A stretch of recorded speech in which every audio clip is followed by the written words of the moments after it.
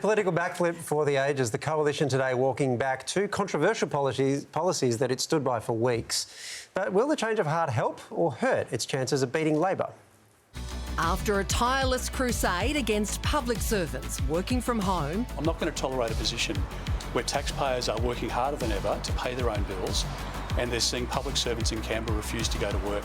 and plans to slash government jobs by the thousands. Will reverse Labor's increase of 41,000 Canberra public servants because it will save about $7 billion a year. Today, the coalition put on its gymnastics gear to perform a spectacular backflip. Just keep making history, Simone Biles.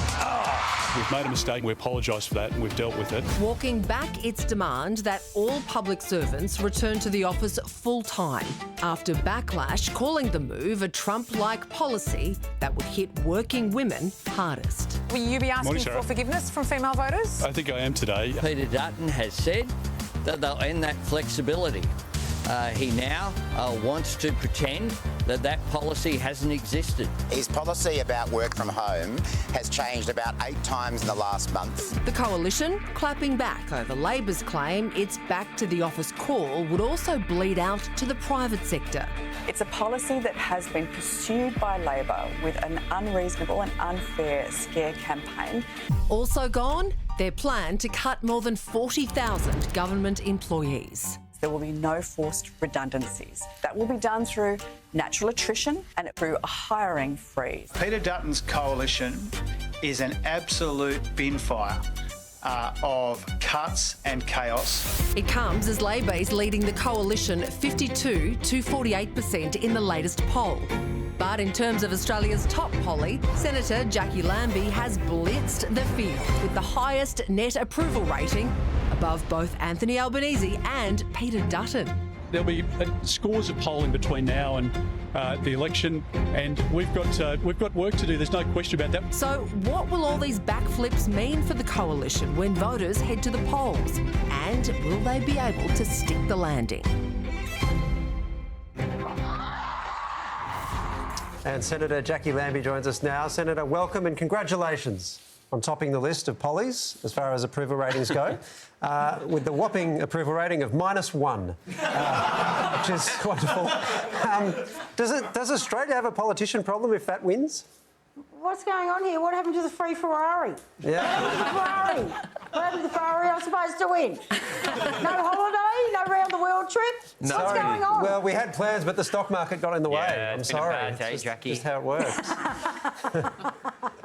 You sound like those politicians. Excuses, excuses, excuses. All right, well, I'll take that as the answer to question 1. Question 2. The coalition has backflipped on ordering public servants back to the office. What are your reflections on that policy? You know, what, Waleed, I think that he's had a really big bitch slap over this and he's actually felt it. And he's got the courage, unlike many others, to say, whoosha, felt that slap, better back it off here. So I think that, you know, he's heard what people are saying on the ground. I don't have a problem if people got the courage, even if it's going into an election, to say, you know what, we got this wrong. So you can't go at Dutton for that. Hey, Jacqui, also today we heard that there will be no forced redundancies in the public service if Peter Dutton is elected. You've been a really strong critic of public service cuts, so do you think he's done the right thing here as well? Yeah, absolutely, although I still don't trust him with those public service cuts, I have to be honest with you. It really bothers me because those public service cuts, even though he says they're not front line, they've got to come from somewhere.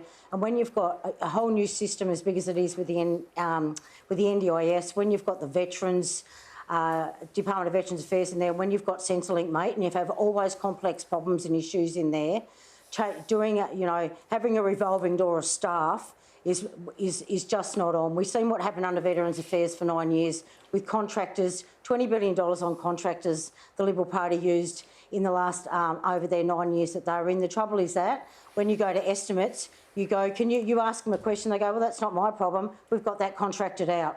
I mean, we've seen what happened in robo-debt and all that. We just can't go back to those bad old days. You know, they're really complex issues there, and taking people out of those departments is not on. And as well as that, we just cannot afford for that unemployment rate to start going up with everything else that's going on. Jacqui, we're just 10 days into this election campaign. Seems like 10 months, but Peter Dutton, if you look at the polls, is now a very long chance to win. He's an underdog. Do you still think the coalition can win this election? You know what? I think, knowing Pete, he's certainly not going to give up. He's going to run it all the way through to the end. He's a pretty decent human being. No matter what you think of his politics, it doesn't matter. Pete will give it all the best he possibly can because that's the sort of man he is. He'll run it through. I think he's starting to fall down, so unless something big happens or something, I think he's starting to lose that momentum that he gathered over that Christmas period. I think reality's setting in. Do we go back to 9 years under the Liberals? Or do we now see what the Labor, they've spent 3 years in cleaning up and getting everything put into action. Well, let's see what the action looks like. Let's see, because the next 3 years will make or break the Labor Party. G'day, Jacqui. Big boy here. Not sure if you remember calling me that. I hope you do, otherwise that big was... boy! Hey, there we go. Hello, big boy! Hey, not bad at all. You're Hey, my He can be your first bloke, given you're the people's my PM. favourite. I'm your favourite? Oh, my God. That's... You are my favourite big boy. Don't tell the rest of them. That'll kill me for tomorrow in the media. Well, they can hear you. But, hey, I have a question. Well, Earlier what can I do? Earlier on the show, we were talking about That's Barnaby good. Joyce's playlist. He was talking about his favourite songs. What are some of your top songs? Is it Jacqui? Oh, is it Jacqui? That's not even funny anymore. So, I thought it was your big boy. Not anymore. It's not the favourite anymore. I think for a Monday, mate, girls just want to have fun. Oh, that's you good girls stuff. just want to have fun. God, I won't be going on the what's name singer anytime soon. What's it called, the Masked Singer? Yeah, well, you won't see me on that. Well, you won't see anyone on it at the moment. that for several years. Yes. Hey, good to speak. Thank you very much. Thanks so much for having me on. Good luck to you.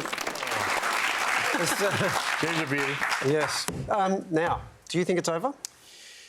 No, not yet, because there's still 3 weeks to go. But Peter Dutton's now coming from a long way behind. I mean, obviously the Labor scare campaign about the working from home worked brilliantly. Libs have done polling, and they've said you've got to bin this because people think it's not Canberra public servants only; it's everybody. And the coalition thinks it can win the election in the outer suburbs. Well, who's in the outer suburbs? There's a lot of people who need to work from home because they don't want to commute. Well, for whom working from home would make the biggest difference because they've got the commute. Yeah. So that's got to go in the bin. But look, what's happened today with Trump's tariffs? I mean, this will be a one-day wonder because people are now worried about whether they're going to have a job, let alone work from home. Yeah. That's going to be the big issue. That's going to dominate the rest of the election campaign. Is that a good or a bad thing for the coalition? It's probably not a great thing. Well, I can't see how it's a good thing. No. Because the weirdest thing has happened. We've gone from, maybe 6 months ago, November, when Donald Trump was elected, thinking the last thing you want to do is be in government because you're going to get turfed out.